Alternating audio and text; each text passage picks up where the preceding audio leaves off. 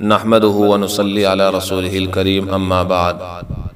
معزز و مکرم حضرات سامعین کرام، یوں تو حضرت ابراہیم علیہ السلام کی پوری زندگی بچپن سے جوانی، جوانی سے بڑھاپے تک امتحان و آزمائش سے بھرپور ہے، مگر میں امتحان کی اس عظیم گھڑی کا ذکر کرنے لگا ہوں جو امتحان کی گھڑی آپ پر 85 برس گزر جانے کے بعد آئی۔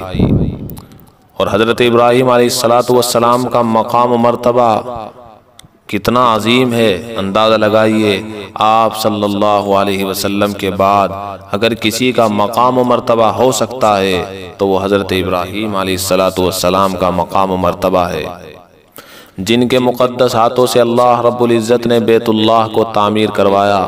حضرت مجاہد فرماتے ہیں جب آپ بیت اللہ کی تعمیر سے فارغ ہو گئے تو اللہ رب العزت نے یہ حکم فرمایا، اے میرے خلیل، آپ یہاں پر کھڑے کھڑے ساری دنیا میں حج کا اعلان پہنچا دو۔ حضرت ابراہیم علیہ السلام نے دربار خداوندی میں یوں عرض کیا، اے بار الہ، میری آواز یہاں سے ساری دنیا میں کیسے پہنچ سکتی ہے؟ اللہ نے فرمایا، اے ابراہیم، اعلان کرنا تمہارا کام ہے اور تمہاری صدا اور آواز کو چپے چپے تک پہنچانا ہمارا کام ہے۔ چنانچہ حضرت ابراہیم علیہ السلام نے اعلان فرمایا اور اس اعلان میں اس قدر تاثیر تھی کہ ساری دنیا کے چپے چپے پر آپ کی آواز پہنچ گئی، اور دنیا ہی میں نہیں، عالم ارواح میں جو روح موجود تھی دنیا میں اب تک آئی نہیں تھی، وہاں تک بھی حضرت ابراہیم علیہ السلام کی آواز پہنچی ہے، اور جس نے جتنی مرتبہ آپ کے اعلان پر لبیک کہا ہے وہ اتنی ہی مرتبہ حج بیت اللہ کر کے رہے گا۔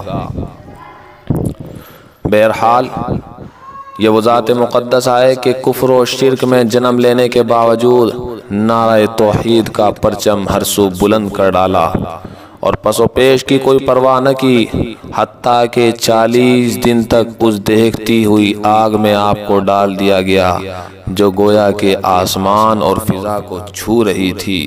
کس وجہ سے؟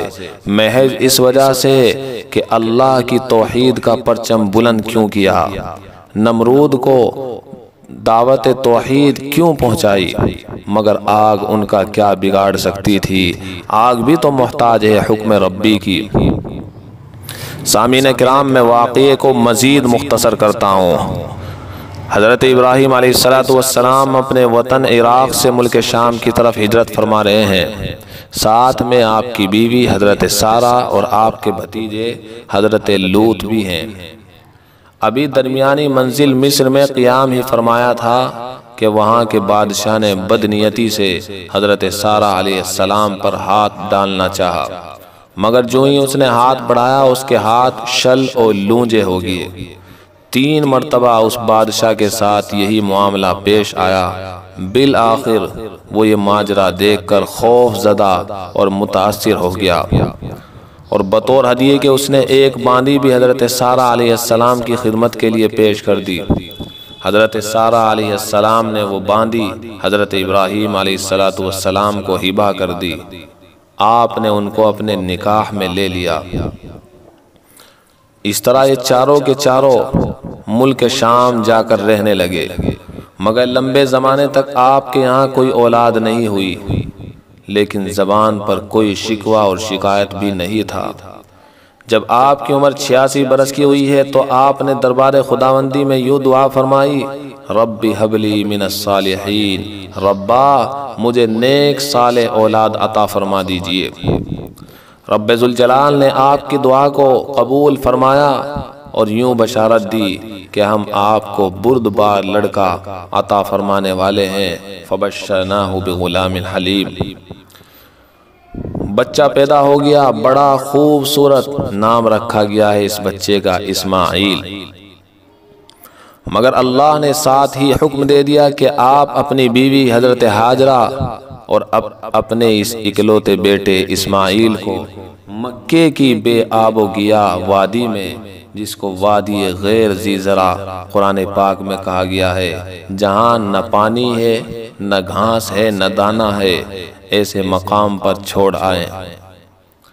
آپ نے اپنی اس بیوی اور اپنے اس بیٹے کو لیا اور اس مقام پر چھوڑ کر جیسے ہی آ رہے تھے، بی بی ہاجرہ نے کہا آپ ہمیں چھوڑ کر اس سنگلاخ زمین میں کہاں جا رہے ہو؟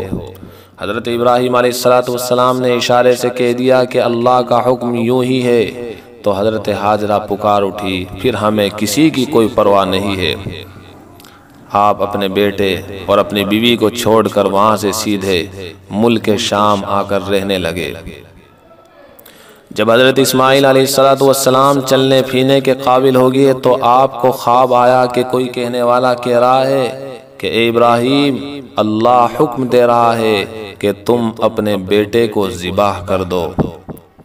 آپ نے خواب سب سے پہلی مرتبہ ذی الحجہ کی 8ویں تاریخ کو دیکھا، پھر دوسرے دن آپ کو یہی خواب نظر آیا، اور پھر تیسرے دن آپ کو یہی خواب نظر آیا۔ 8ویں ذی الحجہ کو یوم الترویہ کہا جاتا ہے، غور و فکر کا دن، کیونکہ آپ نے جب پہلی مرتبہ یہ خواب دیکھا تو آپ غور و فکر میں پڑ گئے تھے۔ دوسرے دن کو 9ویں تاریخ کو یوم العرفہ کہا جاتا ہے، کیونکہ ذی الحجہ کی 9ویں تاریخ کو جب آپ نے خواب دیکھا تھا تو آپ جان گئے تھے، پہچان گئے تھے کہ حقیقتاً اور یقیناً یہ خواب اللہ رب العزت ہی کی جانب سے ہے۔ اور 10ویں ذی الحجہ کو یوم النحر اسی لیے کہا جاتا ہے کہ اس میں نحر یعنی قربانی کی جاتی ہے۔ تو آپ قربانی کے لیے تیار ہو گئے تھے۔ سامعین کرام، یہ بات آپ ذہن نشی فرما لے کہ انبیاء کرام علیہ السلام کے خواب بھی وحی ہوتے ہیں، اسی لیے ان پر عمل ایسے ہی ضروری ہو جاتا ہے جیسے بیداری میں آنے والی وحی پر عمل ضروری ہوتا ہے۔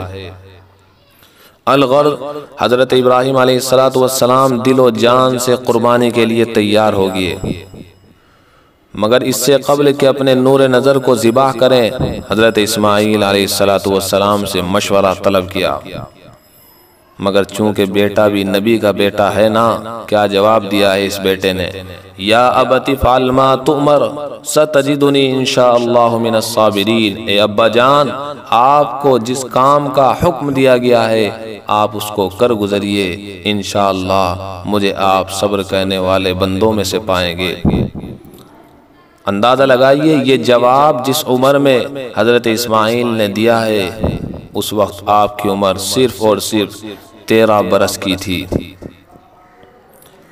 اگلی بات شروع کرنے سے پہلے آپ کو یہ بھی بتا دینا مناسب سمجھتا ہوں کہ بجائے اللہ رب العزت نے بیداری میں وحی بھیجنے کے، خواب میں آپ کو حکم اس لیے دیا تاکہ میرے خلیل ابراہیم کی خوب اطاعت و فرمانبرداری کا اظہار دنیا والوں پر ہو جائے، کیونکہ خواب میں تعویلات کی گنجائش رہا کرتی ہے، لیکن یہ میرا خلیل ہے، اس کے یہاں تعویلات کا دروازہ بالکل بند ہے۔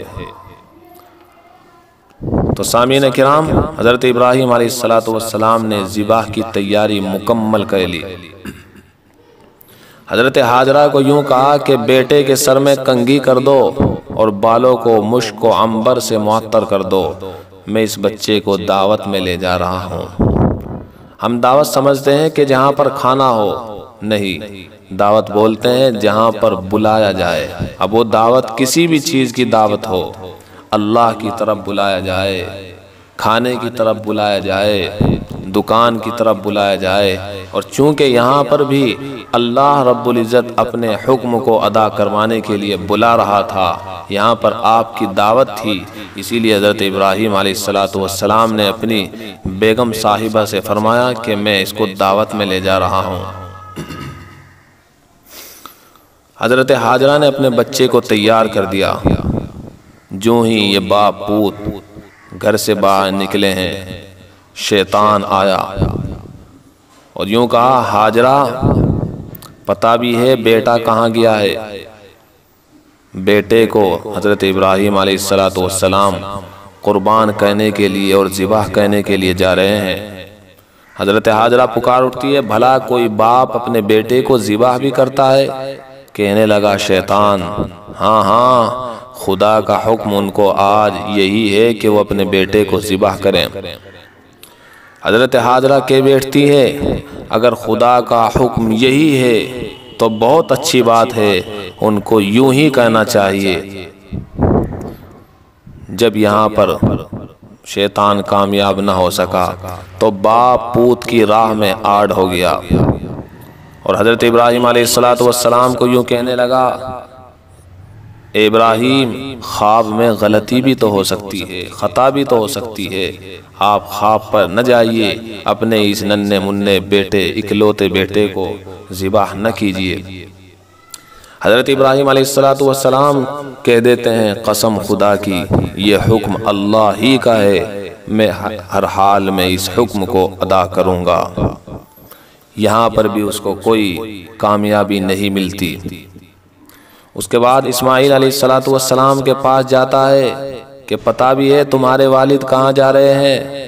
اسماعیل علیہ السلام کہتے ہیں، ہاں پتہ ہے، میرے والد مجھے اللہ کی راہ میں قربان کرنے کے لیے جا رہے ہیں۔ یہ بتائیے، حضرت اسماعیل پوچھتے ہیں، کیا میرے ابا یہ محض اپنی رضا کے لیے کر رہے ہیں یا اللہ کی رضا کے لیے؟ شیطان کہتا ہے اللہ کی رضا کے لیے۔ تو پھر جب بات یہی ہے تو اللہ کی رضا کے لیے میں قربانی دینے کے لیے تیار ہوں۔ تینوں جگہ شیطان کو کوئی کامیابی نہیں ملتی اور پتہ چل جاتا ہے یہ گھرانہ ہے حضرت ابراہیم علیہ السلام کا گھرانہ، یہاں بچہ بچہ عشق خداوندی سے سرشار ہے۔ اس موقع پر باپ پوت نے شیطان کو کنکریاں بھی ماری تھی جو آج تک حج کے موقع پر ان کی یاد بنی ہوئی ہے۔ قیامت تک کے لیے اللہ رب العزت نے ان کے اس عمل کو زندہ جاوید کر دیا۔ ذبح کے مقام پر حضرت ابراہیم اور حضرت اسماعیل باپ پوت دونوں آگے، منہ کے بل حضرت اسماعیل علیہ السلام کو لٹا دیا گیا۔ ذبح کی تیاری شروع ہونے والی ہے، چھری چلنے والی ہے۔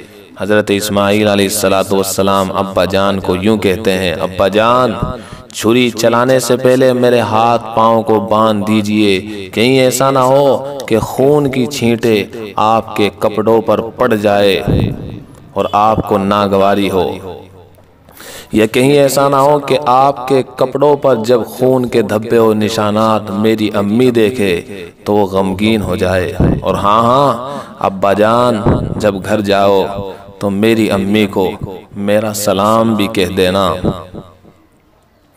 ذبح کے لیے حضرت ابراہیم علیہ السلام تیار ہو گئے، چھری چلاتے ہیں مگر چلتی نہیں۔ ادھر اللہ کے حکم میں دیری ہوتی جا رہی ہے۔ حضرت ابراہیم علیہ السلام مارے غصے کے چھری کو پھینک کر مار دیتے ہیں، کیونکہ اللہ کے حکم میں دیری کا سبب تو چھری ہی بن رہی ہے، تو چھری کو قوت گویائی اللہ کی جانب سے حاصل ہو جاتی ہے اور چھری یوں کہتی ہے، ایک حکم ہے جلیل کا اور ایک حکم ہے خلیل کا، میں حکم ماننے والی ہوں اسی جلیل کا، اے ابراہیم جس جلیل کا حکم آپ ماننے والے ہو۔ اللہ رب العزت کی جانب سے اعلان ہوتا ہے، قد صدقت الرؤیا انا کذالک نجزی المحسنین، آپ نے اپنے خواب کو سچا کر دکھایا، ہم اسی طرح احسان کرنے والوں کو بدلہ عطا فرماتے ہیں۔ حضرت جبرائیل علیہ السلام آئے اور حضرت اسماعیل کو اس جگہ سے اٹھایا اور وہاں پر ایک میڑھا رکھا۔ پتہ بھی ہے یہ میڑھا کہاں سے آیا تھا؟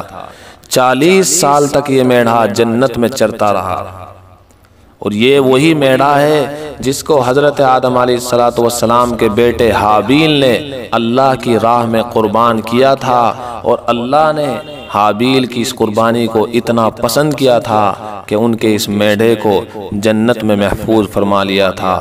آج یہ میڑھا حضرت اسماعیل کی جگہ پر قربان ہو گیا۔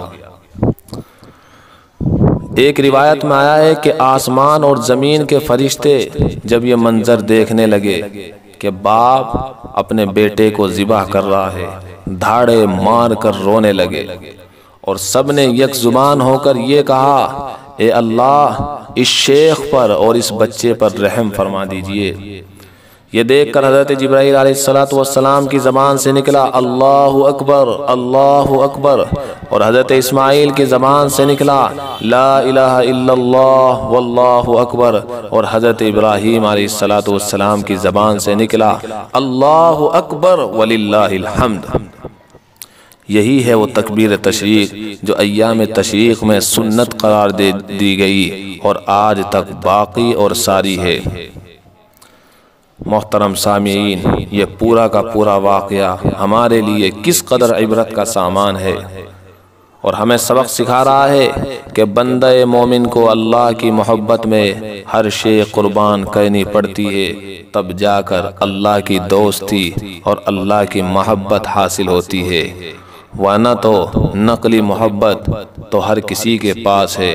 اللہ رب العزت ہم سب کو اپنی اصلی محبت عطا فرمائے، دل و جان مال و وقت سب کچھ ہم اللہ کے لیے، اللہ ہی پر، اللہ کے دین پر قربان کر دیں۔ اللہ اس کے فیصلے ہمارے لیے کر دیجئے، آمین یا رب العالمین۔ وآخر دعوانا ان الحمد للہ رب العالمین۔